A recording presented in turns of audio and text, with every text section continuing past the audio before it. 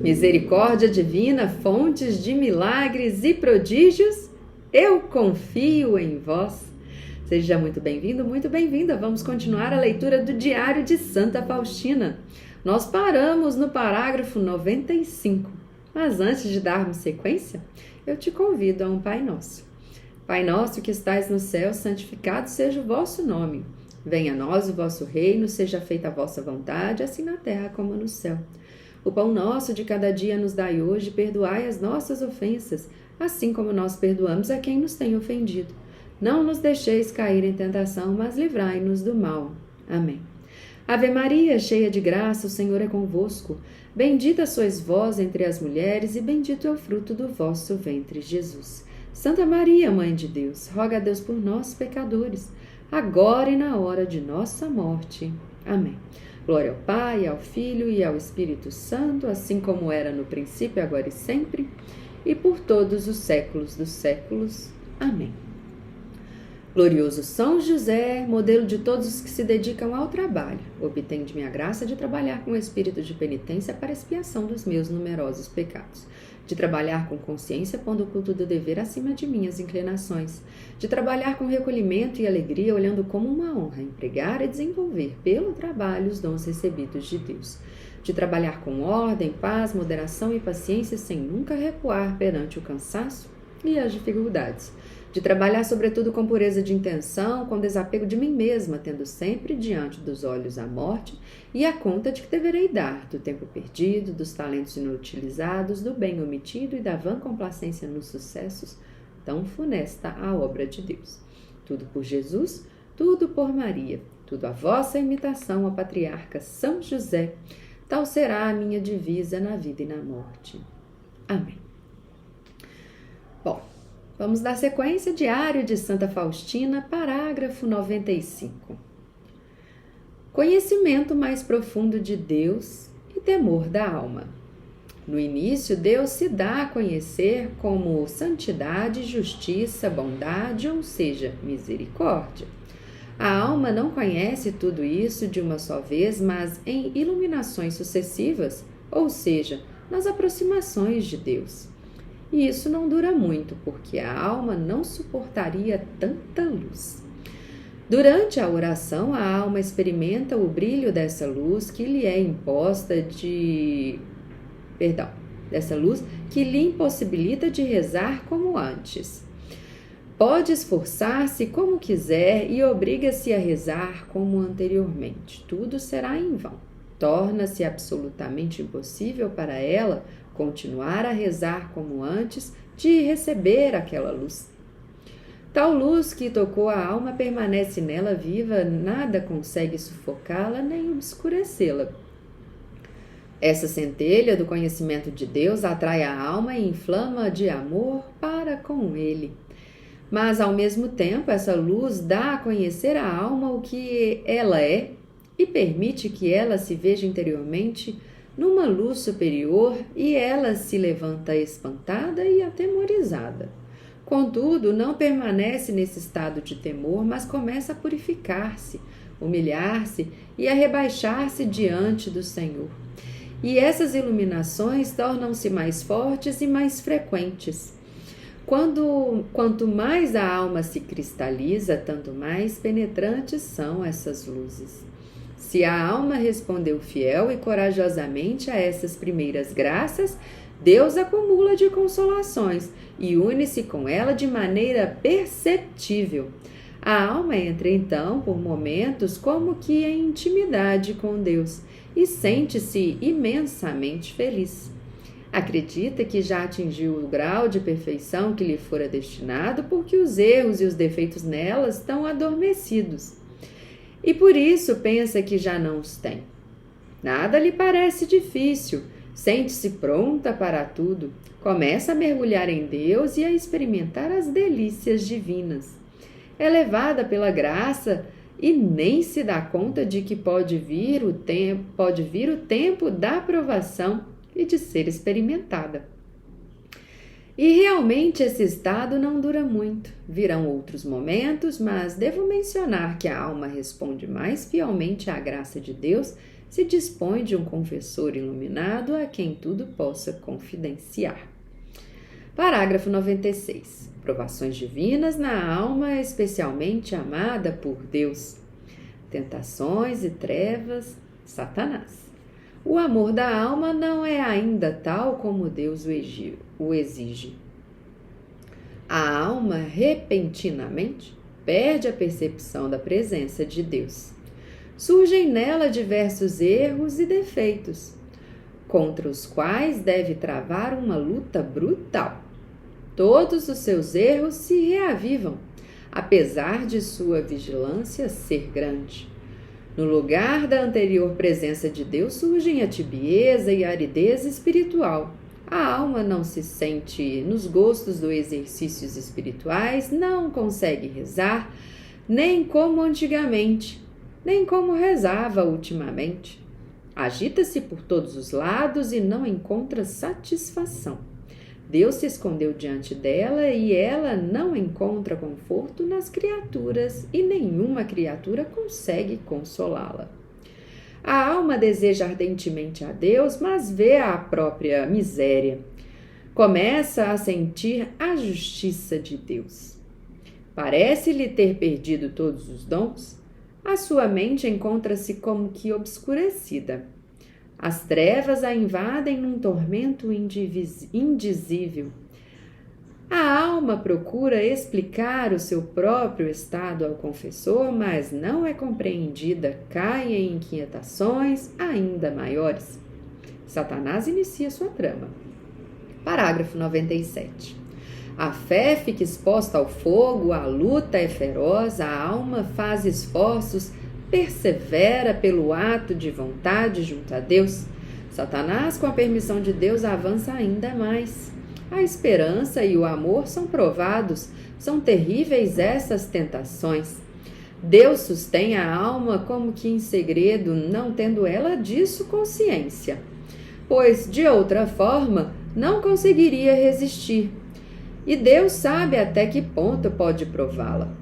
A alma sofre a tentação da descrença quanto às verdades reveladas e da insinceridade diante do confessor. Satanás lhe diz: olha, ninguém te compreenderá. Para que falar tudo isso? Ressoam-lhe aos ouvidos palavras que a atemorizam e parece-lhe que a pronúncia contra Deus. Ressoa-lhe aos ouvidos palavras que a atemorizaram e parece-lhe que a pronuncia contra Deus. Vê o que gostaria de não ver, ouve o que não quer ouvir, e é terrível em momentos como estes não ter um confessor experiente. A alma carrega sozinha todo o peso, mas na medida de suas possibilidades deveria procurar um confessor iluminado, porque pode desfalecer sob esse peso, e isso costuma acontecer à beira do abismo. Todas essas provações são pesadas e difíceis, porém Deus não permite que elas atinjam uma alma que anteriormente não tenha sido admitida para uma mais profunda convivência com Ele e que não tenha experimentado as doçuras divinas. Além disso, Deus tem aí seus prodígios, para nós insondáveis. Frequentemente é assim que Deus prepara a alma para futuros projetos e grandes obras, e quer prová-la como se prova o ouro puro, mas isso ainda não é o fim da prova. Existe ainda a aprovação maior de todas, isto é, o completo abandono da parte de Deus. Parágrafo 98. A prova das provas. Abandono absoluto. Desespero. Quando a alma sai vencedora das provações anteriores, ainda que possa tropeçar, luta corajosamente e, com profunda humildade, clama ao Senhor: salvai-me, porque estou perecendo. Mas continua a ser capaz de lutar. Agora a alma é envolvida por trevas terríveis. A alma vê em si apenas pecados. O que sente é terrível. Vê-se totalmente rejeitada por Deus, sente como se fosse objeto de seu ódio e encontra-se a um passo do desespero. Defende-se como pode, procura despertar a confiança, mas a oração é para ela um tormento ainda maior. Parece-lhe que está provocando Deus a uma mais intensa ira. Encontra-se como que colocada num cume altíssimo à beira de um precipício. A alma tenta agarrar-se fervorosamente a Deus, mas sente-se rejeitada. Todos os tormentos e suplícios do mundo nada são em comparação com esse sentimento no qual ela está completamente submersa. Isto é, o de ser rejeitada por Deus. Ninguém pode trazer-lhe alívio. Vê que está sozinha, não tem ninguém para defendê-la. Eleva os olhos para o céu, mas sabe que o céu não é para ela. Para ela tudo está perdido, das trevas caem em trevas ainda maiores. Parece-lhe que perdeu a Deus para sempre, a esse Deus a quem tanto amava. Um tal pensamento lança a alma num sofrimento indescritível. Contudo, ela não conforma-se com isso. Tenta olhar para o céu, mas em vão. Isso lhe provoca um tormento ainda maior. Parágrafo 99. Ninguém consegue iluminar uma alma assim. Se Deus a quiser manter nas trevas, ela se sente rejeitada por Deus de maneira viva e terrificante. Do seu coração elevam-se gemidos de dor e tão pungentes que nenhum sacerdote poderia compreendê-los, a não ser que ele mesmo tenha passado por isso. Nesse estado, a alma ainda tem que suportar sofrimentos provenientes do espírito do mal. Satanás escarnece-se dela. Estás vendo? Vais continuar fiel?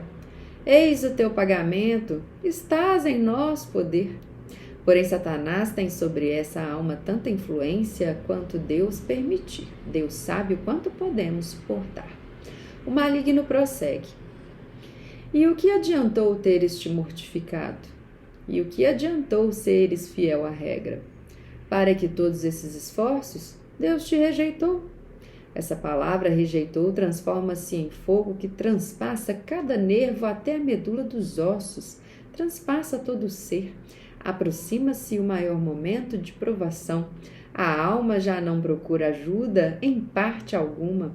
Mergulha em si mesma e não vê nada diante de seus olhos. E parece quase que conformar com esse sofrimento de ser rejeitada. É em um momento que não consigo expressar, é uma agonia da alma. Quando esse momento começou a aproximar-se de mim pela primeira vez, dele fui arrancada somente pela virtude da santa obediência.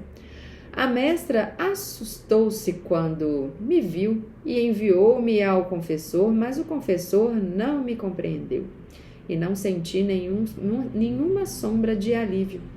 Ó Jesus, dai-nos sacerdotes experientes. Quando disse que estava sofrendo suplícios infernais na minha alma, respondeu-me que se sentia tranquilo quanto à minha alma, porque estava vendo nela uma grande graça de Deus. Mas eu não compreendi coisa alguma e nenhum raio de luz entrou na minha alma. Agora já começo a sentir a falta das forças físicas e já não posso dar conta dos meus deveres. Já não posso também esconder os meus sofrimentos e, embora não diga nenhuma palavra sobre o que estou sofrendo, atraiçoa-me a dor que se reflete no meu rosto. A superiora me contou que as irmãs vão até a ela e dizem que quando na capela me olham, sentem compaixão de mim, tão terrível é o meu aspecto. Todavia, apesar dos esforços, a alma não tem condições de esconder este sofrimento. Jesus, só vós sabei como a alma geme nesses suplícios, envolvida pelas trevas, e, no entanto, deseja a Deus e anseia por ele, como os lábios ressequidos anseiam pela água. Ela morre e resseca, morre de uma morte sem morte, isto é, não pode morrer. Os seus esforços nada significam. Encontra-se sob uma mão poderosa. Agora a alma encontra-se já em poder do justo. Cessam todas as tentações exteriores. Cala-se tudo que a circunda. Da mesma forma que para o agonizante desvanece tudo o que o cerca. A alma inteira está exposta ao poder de Deus, justo e 3 vezes santo, rejeitada pelos séculos. Esse é o momento culminante. E somente Deus pode provar a alma dessa maneira, porque somente Ele sabe o que ela pode suportar. Quando a alma fica totalmente impregnada deste fogo infernal, precipita-se como que no desespero. A minha alma passou por esse momento quando me encontrava sozinha na cela. Quando a minha alma começou a mergulhar no desespero, senti que começava a agonizar.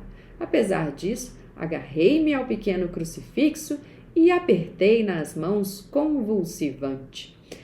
Era como que se meu corpo se separasse da alma e, embora quisesse ir falar com a superiora, já não tinha forças físicas. Pronunciei as últimas palavras: confio na vossa misericórdia. E pareceu-me que havia levado Deus a uma cólera ainda maior. Mergulhei no desespero, só de vez em quando escapava da minha alma um gemido doloroso, um gemido inconsolável. Estava agonizando e parecia-me que já permaneceria neste estado, porque com minhas próprias forças não sairia dele. Cada lembrança de Deus era um mar de sofrimentos indescritíveis. E, no entanto, há alguma coisa na alma que busca a Deus com insistência, mas parece que é apenas para ela sofrer mais. A recordação do antigo amor com que Deus a cercava era para ela um novo gemido de tormento. O olhar de Deus a atravessa e tudo é queimado na alma por este olhar. Parágrafo 102. Foi um longo momento até quando uma das irmãs entrou na cela e me encontrou quase morta. Assustou-se e foi chamar a mestra, a qual ordenou que, por força da santa obediência, eu me levantasse do chão. Imediatamente voltaram minhas forças físicas e levantei-me do chão toda tremendo. A mestra percebeu logo o estado da minha alma. Falou-me da insondável misericórdia de Deus, dizendo-me: irmã, não se perturbe, seja como que for, e ordene-lhe isso pela virtude da obediência. E acrescentou: agora reconheço que Deus está destinando a irmã para um alto grau de santidade. O Senhor quer ter a irmã perto de si, já que permite tais provas e tão cedo. Que a irmã seja fiel a Deus, porque isso é sinal de que deseja lhe reservar um elevado lugar ao céu. Eu, porém, não compreendia nada daquelas palavras. Parágrafo 103. Quando entrei na capela, senti como se a minha alma fosse completamente purificada, como se acabasse de sair das mãos de Deus. Senti então a pureza inviolável da minha alma e senti-me como que uma criancinha. Então, de repente, vi interiormente o Senhor que me disse: não tenhas medo, minha filha, eu estou contigo. Nesse preciso momento, dissiparam-se todas as trevas e angústias, os sentidos foram inundados de indizível alegria, as faculdades da alma repletas de luz. Parágrafo 104. Ainda quero mencionar que, embora a minha alma já estivesse sob os raios do seu amor, no meu corpo ficaram ainda por 2 dias os vestígios do tormento do passado. O rosto mortalmente pálido, os olhos ensanguentados, só Jesus sabe o quanto tinha sofrido. Comparado com a realidade, aquilo que escrevi parece sem expressão. Não sei expressá-lo, parece que voltei do outro mundo. Experimento agora uma aversão a tudo o que é criado. Aconchego-me ao coração de Deus como uma criança ao peito da mãe. Vejo tudo com outros olhos. Estou consciente do que o Senhor fez na minha alma com uma só palavra e por ela vivo. Tremo só de me lembrar dos tormentos passados.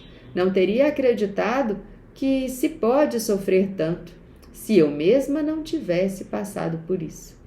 É um sofrimento inteiramente espiritual. Parágrafo 105. Todavia, em todos esses sofrimentos e lutas, eu não faltava à Santa Comunhão. Quando achava que não devia comungar, procurava a mestra antes da comunhão e dizia-lhe que não podia comungar. Parecia-me que não deveria comungar, ela, no entanto, não me permitia deixar a Santa Comunhão. E eu comungava e vi que somente a obediência me salvava.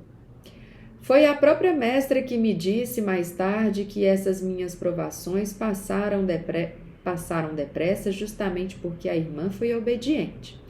E só pelo poder da obediência que a irmã superou tudo isso com tanta coragem. Na verdade, foi o próprio Senhor quem me tirou deste tormento, mas a fidelidade e a obediência lhe foi agradável. Embora sejam coisas pavorosas, nenhuma alma deve assustar-se demasiadamente com elas, porque Deus não nos submete à prova que não estejam acima de nossas forças. Parágrafo 106. E por outro lado, talvez Ele nunca permita que soframos tais suplícios. Escrevo isso para que, se Deus houver por bem conduzir alguma alma por semelhantes suplícios, que não tenha medo, mas seja fiel a Deus em tudo, na medida em que isso depender dela. Deus não causará dano à alma, pois é o próprio amor, e foi neste amor inconcebível que chamou à existência. Bom, finalizamos então o parágrafo 106. No próximo vídeo a gente inicia o parágrafo 107. E eu finalizo também com a certeza de que Deus não nos prova além daquilo que nós não possamos suportar. E a certeza também de que tudo concorre para o bem daqueles que amam a Deus. Bom, deixe seu like, se você gostou de verdade, compartilhe este vídeo, este apostolado, para que chegue a mais corações que precisam perseverar na fé, nessa estrada, nessa jornada de volta para a casa do Pai. Glória ao Pai, ao Filho e ao Espírito Santo, assim como era no princípio, agora e sempre, por todos os séculos dos séculos. Amém.